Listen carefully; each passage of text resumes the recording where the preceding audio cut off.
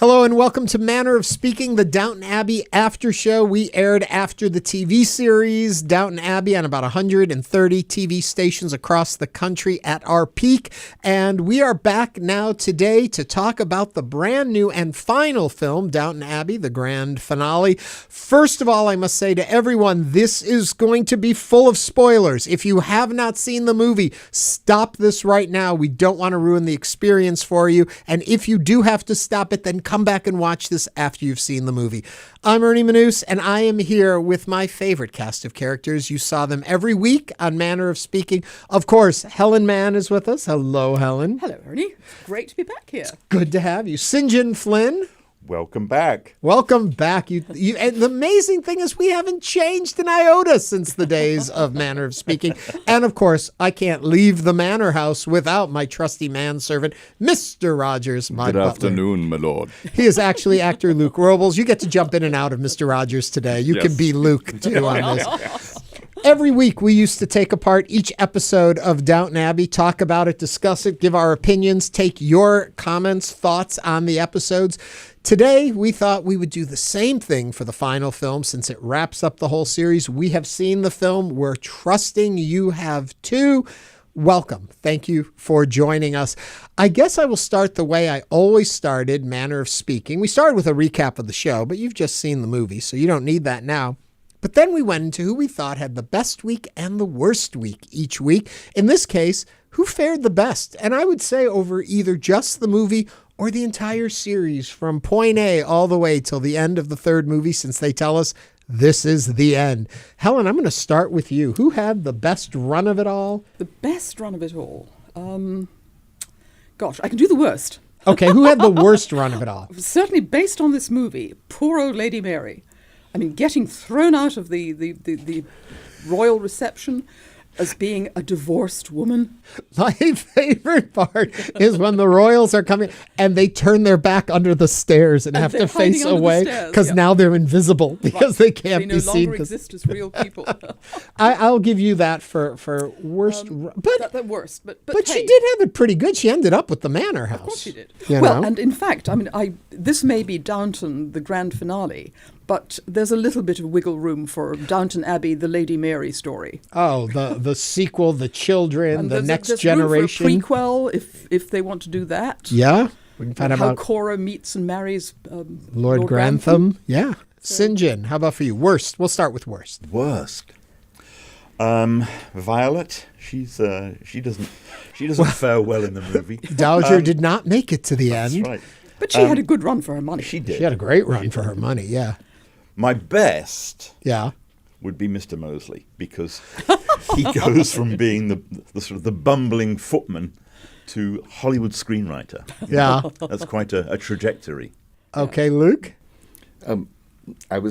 Mosley was in my mind, and I think that Thomas. Thomas is my pick for having the best of it all. Thomas has the best. He ended up, he got out of servitude, now has a love interest. He's Dominic West. Yeah, you could do worse.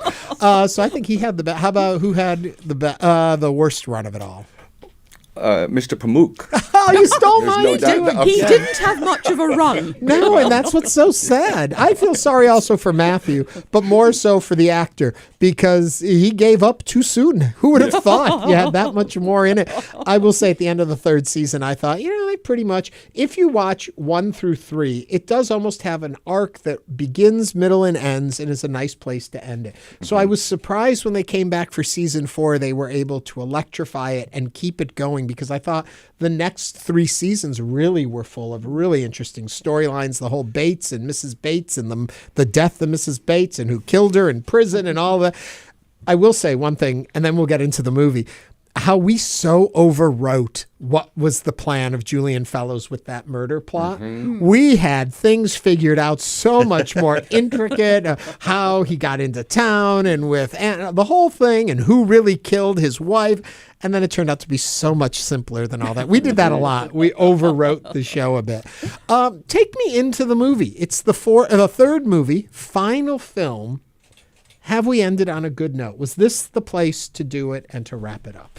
I thought there was a very good sense of an ending about it. I mean, it did have that sense of finality, but with that little tiny caveat about the ending. Yeah. And there was a gentleness about it that I enjoyed. I felt it was the best of the movies. I think it so. had Yeah, the I would most agree. sense of purpose and storylines that made sense. A movie crew didn't show up at the house and all the actors quit and suddenly the downstairs have to be movie stars. It didn't have that kind of craziness to it. It had a solid story. St. John? No, I agree with Helen completely.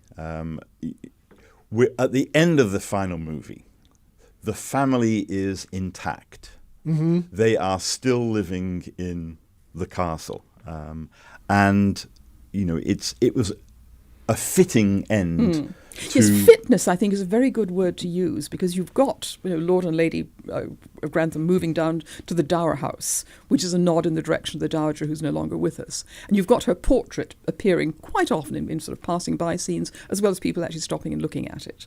So I thought that was very well done as a way of incorporating what had been to where we were now. Clearly a changed environment. Also, I love the fact that at the very end, you have this sort of equilibrium, more of an equilibrium between the upstairs and the downstairs. Mm-hmm. Changing times. Yes, they were there exactly. with the shift in cultures that was coming, and I think they did a good job with that. Luke, your thoughts? I thought that they finished Mary's arc incredibly well, because a lot of the seasons were about Mary finding a husband, Mary losing her husband, and then dating all of these different people. And at the end, I felt like they kind of tied her path into the Dowager's path. Right. And you have this parallel between the two of them, of being alone but being in a position of authority and power. And it's interesting the way you pointed that out, because for me, I could never see Lady Cora as the Dowager, but I can certainly see Lady Mary as the Dowager. And I thought that was quite an interesting little twist to throw in. To jump back a little bit, when we talked about who had the best story arc, I can't help but then think about Lady Edith. She definitely did pretty well. You would have never imagined from the first episodes of the show that at the end she would be the one who's got it all together and is the lady of them all. And she is socially, the highest. She's because she's a Marchioness. Marchioness. She's Oh, married yeah, to yeah. a Marquis, which is above an earl. And she's not a tramp like her sisters turned out to be. Now. I thought it was funny how they brought Lady Mary back around to having a fling, which happened in the very beginning of the first season, and that went so sour so quickly. It wouldn't be Downton Abbey if Lady Mary didn't have a fling. Yeah, I mean, that was very forward thinking of them all. But that's one of the things I loved about the whole Downton experience, was that the way it portrayed life in Britain in a way that I don't think people today would understand. For example, in the last movie, Lady Mary and the divorce. I mean, it was at court, that was a real scandal, and it excluded you from high society. And today we just wouldn't think that, we wouldn't consider that, because divorce is so commonplace. common. Yeah. I think that's what's interesting about the completeness of Downton Abbey is the things, the mores, the issues that were of concern and significance to them, and how many of those seem passé today. But when put into Downton Abbey, we seem to understand. We seem to buy into it. We get why she's shunned. Even if we wouldn't shun someone today, it makes sense. And you can, I think, and that's what was so beautiful about the whole show. You learn about other times and culture and how they did things. Not that you have to accept and say that was the right way, but you understand where it was coming from and the behaviors that came from it. And I think that's because they were real characters. And I think that was part of the strength of Julian Fellowes' writing, is that he was able to capture a lot of what we'd kind of almost sneeringly look back on as the values of the times. But some of those values were very real. Something like, for example, the patriotism around the beginning of the First World War.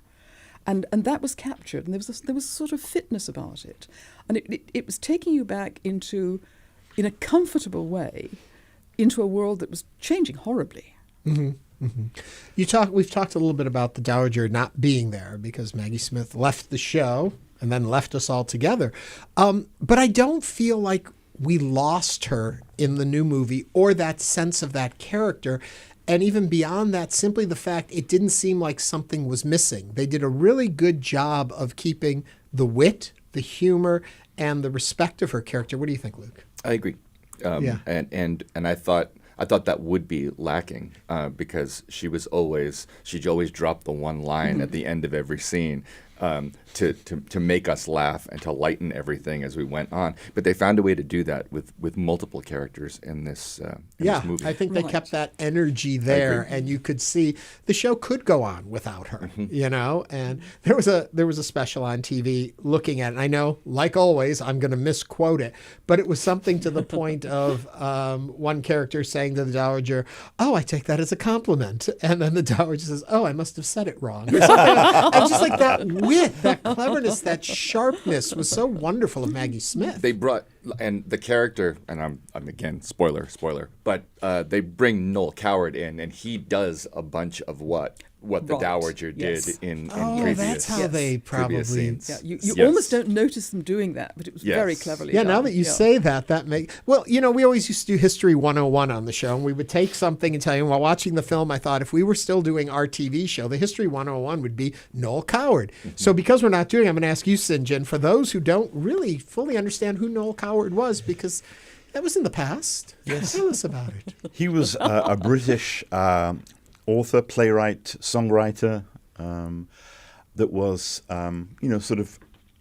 was accepted by all strata of society. He was, sort of an aesthete. He was very, what's the word? Aesthete. Inheritor of Oscar Wilde's tradition. Yes. And it's very, also very they show it sophisticated. That acceptance, they show it because he circulates both with the downstairs and the upstairs very seamlessly. Continue. And he's got that. I mean, he was a famous playwright, and to see him, it's a sort of a barometer of where British society was at that time, because he is just coming into the height of his reputation, his fame, etc. And you see, you think about how he developed and how he went on to be, so much of a greater figure within the arts, and you understand that that's what's going to happen to the family. That upstairs and downstairs family, that it's going to develop, it's going to continue in a way that when you see Noel Coward, you think it's all going to be okay. Two things that come to mind when we talk about this. First of all, how Downton had a history of bringing in real, factual individuals and folding them into this family in and out. At first I thought, oh, this Noel Coward, wow, that's as ridiculous that he would be there. But I thought they did a good job of folding him in and bringing him out. And I thought there was a wonderful kind of almost a touchstone. There was the scene where he plays the piano and they're all listening. The downstairs staff are out in the hall listening. And that was a direct throwback to one of the earlier series where they had Kiri Chikanawa as the opera singer who comes, and the same thing happens. Yeah. So again, there's that sense of continuity that life changes, but it goes on. Now, the misstep, I thought, in all of this was, come on, did he have to glean from them, oh, private lives, I'm going to write this play. That was a little bit of a step for me that was like, all right, it's Julian Fellows being Julian Fellows. You got to do something a little like sledgehammer over the head with it. Right. Places where you think the film may have missed the mark. I found the whole idea of suddenly the downstairs, the servants becoming the actors in this movie too. Yes, that still bothers me. It's like, okay, I mean, that's a little bit heavy-handed. Yeah, I think the one thing that sort of irritated me a little bit is that there is no unhappy ending. There were only happy endings. The only unhappy ending I could remember is poor old Matthew Crawley. But I mean, Julian Fellows had such a penchant for tying things up tidily. Yeah. So everyone was matched off. Everyone was going off into life, or into business, into whatever, and everybody got something good out of it. And it was like, come on, that's not real life. Yeah. I agree. They cast Joelle Richardson in this movie, and she had like 5 lines. That's what I thought was a little bit of a mistake. Why wouldn't you give her a real character? Well, I thought that was interesting that she played that character. Me too. I thought, for the amount of screen time it was given, but I think that also shows the appreciation for it and the legacy of the Well, exactly. And the same thing, they had Simon Giamatti, Russell. too. They had Simon Russell Yes, Beale. yes. And he gets what a walk-on part as the grumpy co-chairman of the village fete. What? Simon Russell Beale? I am usually one who does not like everything tied up with a nice happy bow. But I will tell you, I felt really right about it for Downton. And I think it's a family that you have a relationship with. I think the period of time that we spent with them, the movies extending that period, that to have seen it go ugly for any of them, I think would have felt wrong. I know it's a little hokey, but it is entertainment, and we know it's not real. So giving them positive endings felt right. Okay. St. John, if you could have reworked it, who wouldn't have gotten a positive ending? Who shouldn't have ended up as well as they did? I can't say that anybody shouldn't have, Miss Botmore should have gone blind back when she had her eye problems. It's you love all the characters, whether they be a good character or a villain. That's part of the appeal of the show. I don't know that I would have wanted to see anybody sort of downcast. Yeah. Character that you wished had come back for a surprise cameo. I know exactly who I would have wanted back. You and I are going to agree again, probably. Who's yours? O'Brien. I want O'Brien back in that. There we go again. Really? This is O'Brien. Yeah. I want O'Brien back in the house. I wanted to come Putting to the soap house everywhere. as a soap You salesperson. want to put leaving bars of soap full of around, rocks. Who would you have liked to have seen come back? Ooh. I would have liked to seen a bit more of Lady Rose. Oh, yeah. I thought she was a character who was developed so nicely, and I then she agree. just went. Yeah. And I'd have liked to have heard a little bit more about her. Yeah. St. John? Maybe Mr. Pummock. You need a Ouija board to bring him back. We talk about the show ending. We talk about the finality of it. We talked about how we could see it go somewhere else. If Julian Fellows called each of you up and said, okay, I got one more Downton in me. What should it be? What would you recommend? Downton a film? Yeah. Okay. Or a Christmas special. Oh, Christmas special. Yes, that would be good. I could see that. I mean, if he had it in him, yeah. So why what would not? it be? What would be the plot? What would be the focus? It would be Lady Mary as the hostess at Highclere, and Lord and Lady Grantham coming as guests into their former home. I would have liked to have seen a few other characters. I mean, obviously the staff will have changed. I mean, Anne will have gone off to have her baby and stuff like that. So, I would like to see I'd like to see it as a revisiting with old characters and an introduction of fresh new characters. I think I would love to have seen how the Crawley family weathered the whole 1930s, leading up to the Second World War. I know how Lady Mary would have handled it. with the whole Wallace Simpson and the abdication and the sort of that flirtation with the Nazis and on the part of Lord Grantham Wallace probably Simpson. would have invested with them early, lost all his money, and then realized that they weren't doing good, and he would have had that moral. But I really would love to have seen how the family weathered the Second World War. Yeah. Because so much of the Downton phenomenon is based around social change, and we see the First World War and what effect that has on British society. I would love to have seen what state the family is in 1945. Yeah. But that would be interesting, because then you could have Lord and Lady Grantham back in the United States visiting Cora's American relatives, where, of course, the whole abdication crisis was being talked about all the time, whereas in Britain it was all under wraps because it wasn't covered at all. Is that true?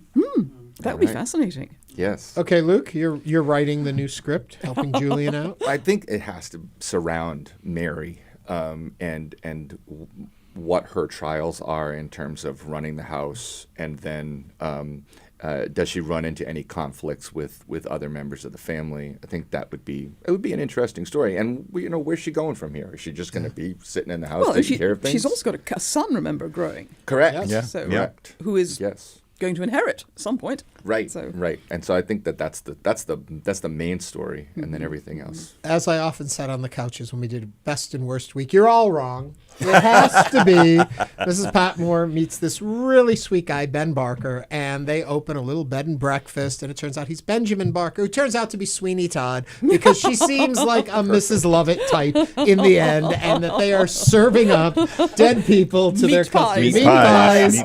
That's how I see the next one going. As we bring our little I thought chat. you liked happy endings. I do on this actual series, but on this one, we're having a free-for-all. It's an unhappy ending in Sweeney Todd. Well, it is for quite a lot of the people in the barber's chair.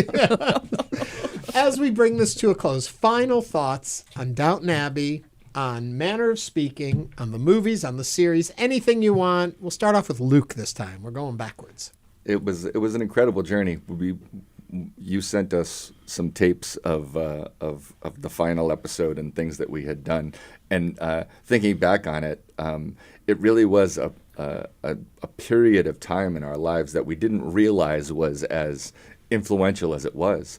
And watching the people in the audience and the different clips and the people on the couch, it was special to be a part of, and I look back on it fondly. I will say I cannot imagine the show without Mr. Rodgers. Oh, absolutely. And for folks who think, everything was planned out and you figured out what you wanted to do, all you were told is you would deliver tweets. Mm-hmm. And outside of that, you created this entire character that then really was the heart and soul of the show. And people Mr. Rodgers loved had a it. life of his own. Oh, absolutely. 100%. For a while, you had your own Twitter account, didn't you? Yes, Mr. I think I still have it. He's probably still have it. In fact, I would love tweeted to in have 9 seen, years. a sort of a film of Mr. Rogers and what happens to him. It would be pretty boring.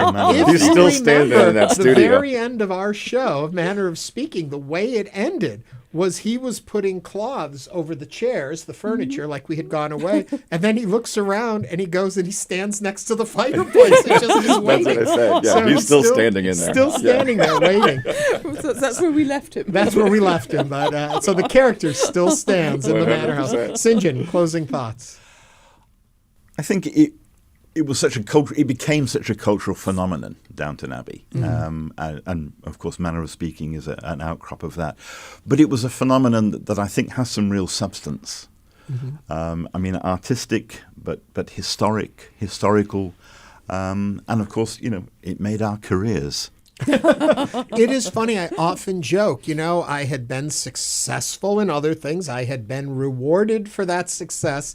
Nobody could have cared anything. As soon as Manor of Speaking started, all it was, aren't you the guy who talks about Downton Abbey? And it changed my entire career. At a point, I thought things were slowing down. It gave me a new lease on a career. So, yeah, definitely. It's surprising how impactful Downton Abbey was and how smart we all were to jump on those coattails, because we were nothing without that show. Helen, the first one to join the team, gets the final word on it from the team. Well, okay. Downton Abbey itself was all the things that you've said, and it was a wonderful respite to take that time every week and just relax into a different world where they had problems, but it was a different world, and it was a pleasant world to be in. Mm-hmm. As far as Manor of Speaking was concerned, it was fun. It was great fun. Yeah. No matter what we did, we had fun doing it. I saw things on Manor of Speaking that I never thought I would see. So did we. You probably remember the episode where Lady Rose was presented at court, and Joanne King Herring brought her niece, who was going to be presented as a debutante at a debutante ball in Dallas. Mm-hmm. And the young lady demonstrated for all of us the Texas dip. Yes. That was quite something. Yeah. There was a lot that happened on that show. Again, I will say for both of you, I cannot imagine the show without Helen and St. John on it. It just, the flavor, the wit, the thoughtfulness and cleverness that came together in both of you to make an entertaining, fun, and what was so important, I think people miss, is that we are part of the public broadcasting system, PBS, where part of our mantle of what we do is education. And the show may have seemed fluffy and fun and silly, but behind everything was education and helping people better understand what they were seeing and putting it in a place and a time.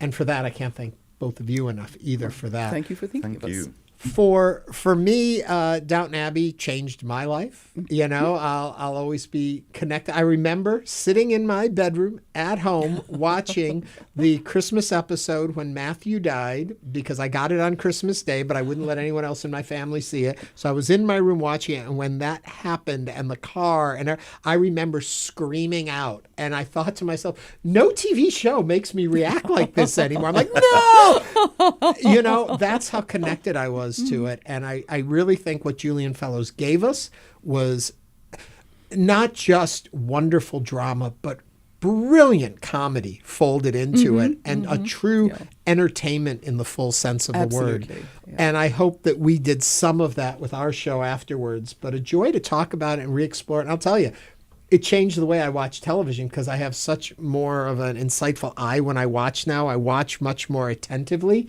because we had to on Downton Abbey right. to understand nuance and all of that. But it's been a joy. I don't know. Is it really over? Have we truly come to an end? In comments below, let us know. Do you think there will be more Downton Abbey to come? A next generation, ancillary stories? Are they going to merge into the Gilded Age? Will we see some of those characters or storylines touched on there? Julian Fellowes, what do you have in store for us next? And if you do have something, we're all still available to get back together and talk about it. Thank you so much for watching this video. Thank you, all of you, again, for being part of it. And we'll see what's next. So long for now.